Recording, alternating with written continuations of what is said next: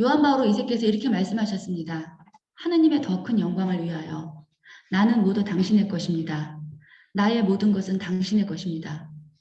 이렇게 살아간다면 생명의 복음을 우리가 그대로 실천할 수 있는데요. 예수님께는 많은 도전자들이 있었고 예수님 앞에 시비를 거는 사람들이 굉장히 많았었죠. 근데 예수님이 이 땅에 태어나신 건 그게 바로 증거예요. 우리가 성부, 성자, 성령, 삼위일체의 그 모습의 원리가 바로 증거인 거죠. 성부께서 성자를 우리에게 내보내 주시고 성자께서 우리를 위해서 죽으심의 그 선물, 그럼으로써 우리에게 성령을 보내주신 이 삼위일체의 관계가 바로 선물, 즉 증거로 설명할 수 있는데요. 이런 관계에 대해서 당시 아주 똑똑한 율법학자들이 시비를 걸기 시작하죠. 그래서 어쩌고저쩌고 물어봐요. 예수님께서 한마디로 말씀하시죠. 두꺼운 글씨 보시죠. 너희는 읽어보지 않았느냐. 그래서 우리도 읽는 거예요. 예수님께서 너 안 읽어봤어? 야, 너 율법학자면서 너 구약 몰라? 그런데 우리들에게도 예수님께서 말씀하고 계시고 우리는 하나님께서 주신 이성을 갖고 있기 때문에 그 이성으로 읽다 보면 무엇이 생명의 복음인지 지금 과학에서 혹은 지금 세상에서 말하고 있는 내용 중에서 어떤 것이 생명을 반하는 것인지 알 수 있는데 미혼모가 돼서 미혼모와 아기가 굉장히 힘든 상황이라면 낙태가 때로는 괜찮아. 이것을 사랑과 배려라고 생각하는 마음들. 남편이 나를 괴롭혔기 때문에 내가 남편을 똑같이 괴롭히는 것이 여성의 인권이 인격체가 되는 거라고 생각하는 그럴 수 있는 마음들. 내 몸은 내 거기 때문에 자궁은 내 거기 때문에 내가 낙태를 하는 것도 나의 온전한 선택이라고 생각하는 마음들. 기계를 노동자 대신 기계를 써서 돈이 훨씬 더 효율성이 높아진다라면 노동자의 생존보다는 기계를 활용하는 것이 더 효율적이고 올바른 일이라고 생각하는 가치관들 혹은 나의 유전자를 검사해서 어떤 병이 나올지 모르니까 그거 검사해서 내 병을 좀 미리 알아야지 라고 생각하는 과학 만능주의들. 근데 잠깐 말씀드리면 사실 그거는 아직까지는 아니라고 하더라고요. 상술이라고 하더라고요. 의사 선생님께서 직접 말씀해 주셨는데요. 이런 모든 것들이 우리를 눈을 멀게 해요. 식별을 못하게 해요. 근데 예수님이 여러분들께 말씀하셨잖아요. 너 읽어보지 않았어? 너 창세기로 다시 한번 가봐. 예수님이 읽어보라고 말씀하시니까 우리 당연히 읽어야죠. 몸은 가정교서를 제가 왜 꺼내냐면요. 조금 어렵긴 하지만 요한 바오로 2세의 몸의 신학이 가정교서에 있는 내용을 그대로 말씀해 주세요. 몸은 결코 단순한 물질로 환원될 수 없습니다. 그런데도 불구하고 성매매를 한다는 건 몸을 물질로 격화시키는 거죠. 그럼에도 불구하고 내가 이거는 내 몸이니까 마음대로 할 수 있어 라고 생각하는 것도 물질로 격화시키는 거죠. 물론 우리 몸은 물질은 맞아요. 그런데 우리 몸이 물질만 있나? 그건 아니죠. 물질과 하느님의 모상성으로 이루어진 것이 우리의 생명이라면 몸을 물질로 격화시키는 지금 세상 속에서 우리가 해야 될 일이 너무 많아요. 그래서 박완서 선생님의 동화에서는 뭐라고 말을 하고 있냐면은 마음이 넉넉해지니까 눈앞에 펼쳐지는 세상도 넉넉해진대요. 단순한 물질이라면 이렇게 생각할 수가 없죠. 아빠는 이렇게 말하죠. 다른 사람들을 사랑하는 마음이 생겨야 내가 내 아이를 받아들일 수 있어. 내 아이가 살만한 세상이 돼. 할머니가 이야기를 해요. 할머니 마음속에 기적이 일어나요. 그래서 원래 본대로 노를 노을대로 볼 수 있어야 되는데 할머니의 노쇠한 마음은 노을에 그대로 보지 못했는데 생명이 그걸 보게 해줘요. 이렇게 엄마와 아빠의 할머니의 모습을 보면서도 인간은 단순하게 DNA로만 이루어진 물질이다라고 우리가 말할 수 있을 것인지 그 DNA 하나하나에게 질문할 수 있을 것인지 이렇게 생각한다면 우리는 틀림없이 DNA로 이루어져 있고요. 아까 제가 양자역학 잠깐 설명드렸지만 그 DNA를 쪼개면 정말 설명할 수 없는 운동 법칙이 나와요. 아주 쉽게 말씀드리면 제가 그 작은 세계를 굳이 설명한다면 제가 여기 있다가 저 문에까지 통통통 튀는 과정이에요. 그래서 우리가 지금 눈에 보이는 건 전부 다 연속적인 세상인데 아주 작은 세상으로 가면은 불연속적인 거죠. 이거 우리 어떻게 설명할 것인가? 물리학자들이 이거를 설명하려고 무지 애를 쓰는데 우리 그리스도인들이 많이 도와주면서 그 신비를 알 수 있도록 해줘야 되는데 우리가 그런 것을 도와주는 입장이 되지 못하고 교회의 가르침을 버리고 지금 현재 알려진 지식만이 최고야 라고 생각한다면 생명의 복음이 무너지게 될 겁니다. 또 한 번 몸의 신학에 서언이 있어요. 서론이죠. 하나님의 원초적 설계에 의하면 우리가 누구인지, 우리가 어떻게 왜 그 설계에서 이탈하게 되었는지 이해하도록 도와줍니다. 특히 중요한 것은 이 가르침이 예수 그리스도의 죽음과 부활이 어떻게 성적 육체화에 대한 우리의 이해와 체험을 실질적으로 바꿔줄 수 있는지를, 그럼으로써 우리가 자신의 진정한 신원을 복원할 수 있겠는지 우리에게 보여준다는 것입니다. 정말 어려워요. 세상에 저 자매 강사가 나와서 뭘 저렇게 어려운 얘기를 하는지 답답해요.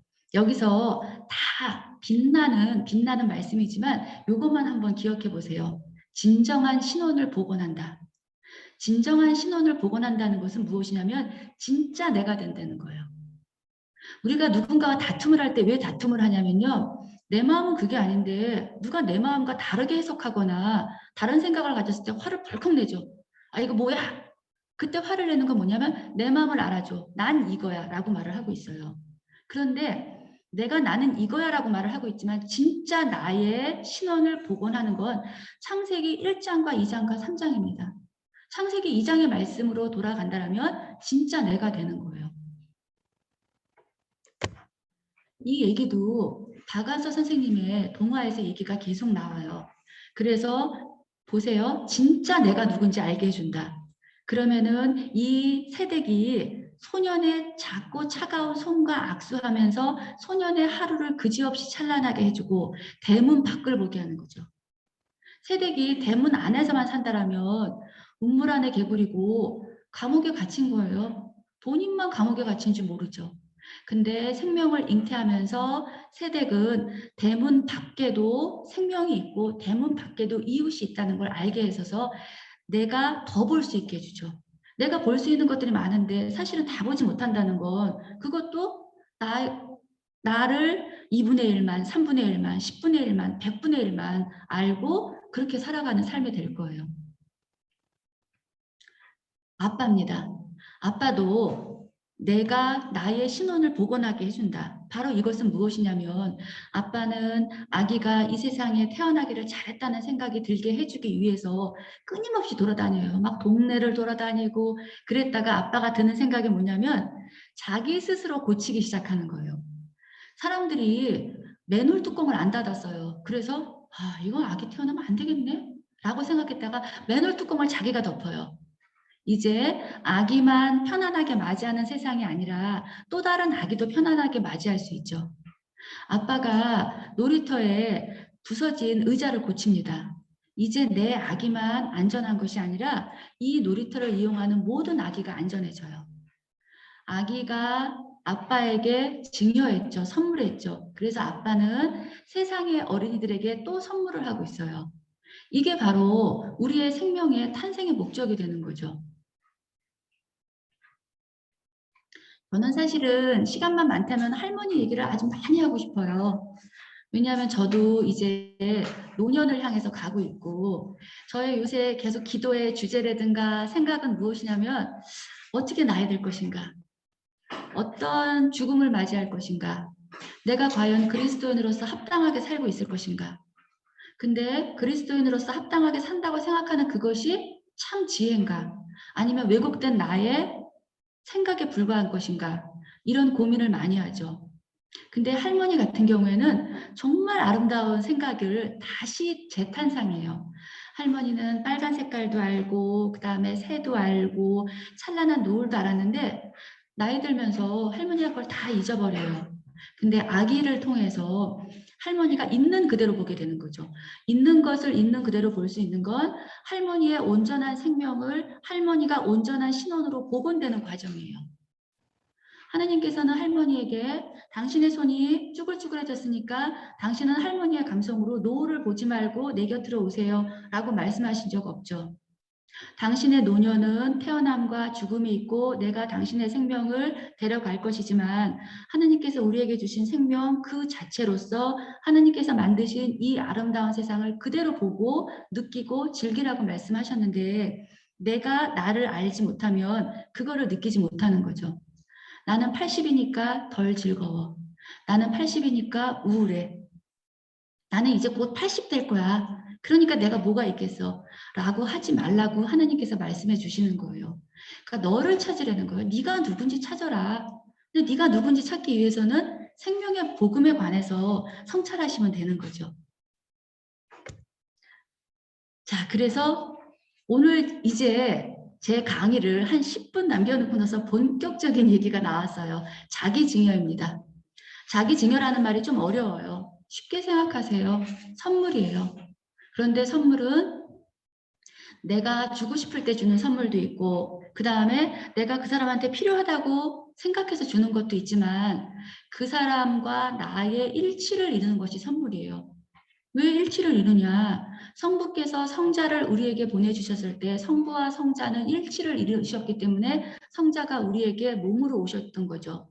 성자께서 돌아가시고 성자께서 성부와 성자와 성령으로 삼위일체의 신비를 우리에게 보여주셨을 때 그것은 우리에게 너의 생명의 모상이 이것이야 라는 그 관계를 보여주셨는데 이것을 우리가 혼인의 관계에서 친구의 관계에서 이웃과의 관계에서 바로 이 선물의 관계를 볼 수 있습니다. 다시 소설로 들어간다면요. 아기가 태어났는데 우리가 물질에 불과하다라면 아기는 엄마의 DNA와 아빠의 DNA를 통해서 태어나고 그것으로 끝이겠죠. 근데 엄마가 아기에게 선물하고 아빠가 아기에게 선물하고 할머니가 아기에게 선물하면서 아기는 태어나고 그 선물은 할머니의 삶을 찬란하게 해주고 아빠는 또 다른 사람들의 안전을 지켜주고 엄마는 담 밖의 이웃을 사랑하는 선물을 나누게 해줍니다. 이제 강의를 마무리 지으면서 제가 어려운 표를 갖고 왔어요.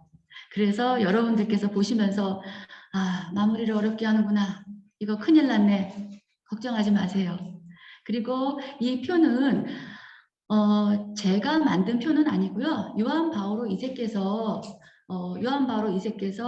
삼위일체에 관해서 그 다음에 증여가 무엇인지 이것을 그 전에 있는 교회의 가르침에 따라서 저희들한테 말씀해 주신 내용이에요. 그렇다고 요한 바오로 2세께서 하늘에서 뚝 떨어진 걸 말씀하신 게 아니라 교회가 우리들에게 늘 이렇게 가르쳐 왔습니다. 생명을 정의 내리는 건 여러 가지가 있어요. 그런데 생명을 정의 내리는 것 중에서 사랑한다는 것은 자신을 내어주는 것이다. 이것이 사랑이라고 요한 바오로 2세께서 말씀하신 거죠. 물론 길 가다가 넘어진 아이를 보고 손을 잡아주는 것도 사랑이에요. 그러니까 사랑을 정의하는 것은 온 우주 가득이에요. 이 세상 가득 하느님께서 계시고 성령이 가득하시잖아요. 때문에 사랑을 인간의 이성으로 표현할 수 있는 것은 굉장히 많지만 요한 바오로 2세께서는 사랑한다는 것은 증여이다라고 말씀하셨어요. 그럼 여기서 오른쪽으로 쭉 가보세요. 오른쪽으로 쭉 가보시면 보이시죠? 뭐가 보이시냐면 남녀의 부부사랑은 우리의 경험에서 자신을 내어주는 전적인 증여의 전형적인 사례다. 그런데 그러면은 나는 결혼을 안 했어. 혹은 물론 이제 아직 우리가 권장할 건 아니지만 나 이혼했어. 혹은 나 사별했어. 슬프지만요. 그러면 나는 바로 이렇게 삼위일체의 모상성에 참여 못하나? 그건 아니고요. 이거는 요한 바로 2세께서 우리 가정 공동체가 무너지고 있기 때문에 가정 공동체를 위해서 설명해 주신 방식이죠. 여기서의 부분은 이웃이 되고 내 자녀가 되고 혹은 지금 생명학교 강의실에 같이 앉아있는 여러분들의 옆자리에 계신 자매님, 형제님이 될 수 있습니다. 그래서 남녀의 부부사랑은 자신을 내어주는 전적인 증여의 전형적인 사례라고 말하고 있는 것은 사랑은 증여인데 그 증여의 전적인 샘플이 어디에 있냐? 가정에 있다는 거죠. 이런 상황에서 일본에서 온 어떤 연예인이 가정 안에서의 증여가 아니라 나는 어떤 내 몸은 내가 주인이기 때문에 물질로서의 주인이기 때문에 누군가의 정자를 가져다가 아기를 낳을 거야. 이것을 우리가 진정한 사랑이라고 볼 수 있을지라고 고민하게 되는 거죠. 다시 1번 꼭지점으로 가주세요. 1번 꼭지점으로 가주면 대각선으로 쭉 올라가 주세요. 대각선으로 올라가 주시면 삼위일체는 사랑과 증여의 원형이다. 자, 성부, 성자, 성령. 사실은 제가 성부, 성자, 성령의 그 신비를 여러분께 명쾌하게 이것입니다라고 말씀드리진 못해요. 그 정도까지 아직 성찰하고 그 다음에 공부하지 못했기 때문에 그렇게는 말씀드리진 못하지만 우리는 성부와 성자와 성령께서 함께 하신다는 건 알죠. 그런데 성부와 성자와 성령께서 함께 하시는 그 선물의 본래 모습이 바로 부부의 사랑의 모습이다. 이 얘기인 거죠. 그러니까 부부가 일치를 때 일치하기 아주 힘든 상황이 굉장히 많아요. 가정 안에서 일치를 이룰 때 일치하기 힘든 상황이 많지만 우리는 하느님의 모상성으로 태어났다고 창세기 1장과 2장에 써있죠. 그 모상성이 바로 무엇이냐면 선물하도록 사랑하도록 만들어진 모상성이라는 거죠. 제가 그렇게 키 크지 않고 뭐 요 정도의 제 몸을 갖고 있는데 그럼 하느님의 모상성이기 때문에 여기 옆에 계신 하느님이 제 얼굴이다. 그건 아닌 거죠. 하느님과 저는 얼굴은 다를 수 있지만 그분과 제가 마주보고 있을 때 우리가 서로 어떻게 마주볼 수 있냐. 그분의 선물을 제가 여러분들과 나눌 때 저는 그분과 마주볼 수 있는 거죠. 그렇기 때문에 우리가 마주봐야 되는 거고 선물을 해야 되는 것이다라고 여러분들에게 말씀드리고 싶은 것입니다. 이 페이지를 마지막으로 이제 제가 강의를 마무리 짓고요. 이제 곧 수렴 이사가 시작될 텐데요. 여러분들이 이제 앞서 나가셔야 될 게 굉장히 많아요. 얼마나 많냐면 대리모, 낙태, 피임, 출산, 인공수정, 동성혼, 가정의 소중함, 하다못해 코로나19, 안락사, 여성의 자기결정권 너무 많아요. 이거를 여러분들이 한 명 한 명 나서서 우리가 생명의 복음을 전해야 되는데 나 4차 산업혁명 몰라. 그리고 나 과학책 안 읽었어. 지금 여러분들이 앉아서 계시고 그 다음에 여러분들이 핸드폰에서 누리시는 여러 가지 기능들이 다 4차 산업혁명이에요. 근데 그것이 생명의 복음을 어떻게 깨트리고 있나 식별하셔야 되죠. 식별하기 위해서는 생명학교를 수강을 계속하시고 그 다음에 생명학교에서는 독서 모임이 있습니다. 그 독서 모임을 통해서 책을 읽으시면서 우리 스스로 창조주께서 주신 이성을 갖고 우리 스스로 읽으면서 소통하면서 무엇이 창조인가? 우리가 어떻게 창조주의 모상성을 닮아가야 되나? 이런 것들을 알아가실 수가 있습니다. 인공수정이라든가 낙태 굉장히 여러 얘기가 많아서 우리 신자들 사이에서도 불가피한 일이 있으면 낙태를 해야 돼 라고 말하는데 그 불가피한 일의 이유는 계속 쌓여집니다. 보통 우리 항상 그런 얘기 하잖아요. 공동묘지 가면 다 억울해서 죽었다고요. 이유가 1000가지 만가지예요. 낙태를 우리가 허용한다라면 낙태를 해야 될 이유는 우주를 덮고도 남을 거예요. 그런데 우리가 교회의 가르침을 어떻게 받아들이냐, 우리가 그리스도인으로서 어떤 삶을 살아갈 거냐에 따라서 왜 낙태가 생명의 복음을 반하는 죽음의 문화인지를 고민할 수 있죠. 저한테 주어진 시간이 너무 짧기 때문에요. 그거를 우리가 어떻게 고민할 것인가 구체적인 얘기는 독서회에 들어오시면 그 안에서 우리가 매주 책을 통해서 이야기를 나누면서 차근차근 나눌 수 있을 거라고 생각합니다. 이웃사랑도 생명의 복음이에요. 코로나로 인해서 사실 이웃과 굉장히 많이 단절됐는데 내가 이웃에게 떡 하나 갖다 주는 게 이웃사랑은 아니죠. 그 사람이 재활용을 버리다가 흘린 거 하나 주스면서 이웃을 위해서 기도해 준다든가 이웃에게 눈인사해 준다든가 우리가 할 수 있는 생명의 문화를 확산하는 일은 굉장히 많습니다. 어려운 데서 찾지 마시고요. 이렇게 굉장히 많다라는 것을 독서를 통해서 읽기를 통해서 소통을 통해서 알아간다라면 창세기 1장과 2장의 원복음으로 우리가 돌아갈 수 있을 것이라고 생각을 합니다. 제가 마지막으로 여러분들께 드리고 싶은 말씀은요. 우리는 세상으로 파견된 선교사입니다. 우리가 신학원 안 나왔어요. 물론 이제 신학원 나와서 선교사 자격증을 갖고 교리를 가르치시는 아주 애쓰시는 선교사님들이 실제 계시지만 우리는 하느님께서 창조주께서 파견하신 선교사입니다. 신학원에서 준 선교사 자격증이 아니라 여러분들은 창조주께서 생명의 복음으로 주신 파견된 선교사입니다.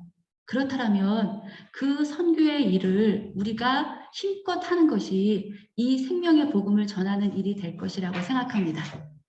자, 오늘 제가 여러분들께 드리고 싶은 말씀은 여기까지고요. 마침 기도는 영광성으로 드리도록 하겠습니다.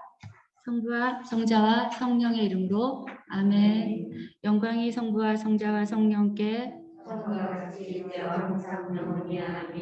성부와 성자와 성령의 이름으로 아멘. 감사합니다.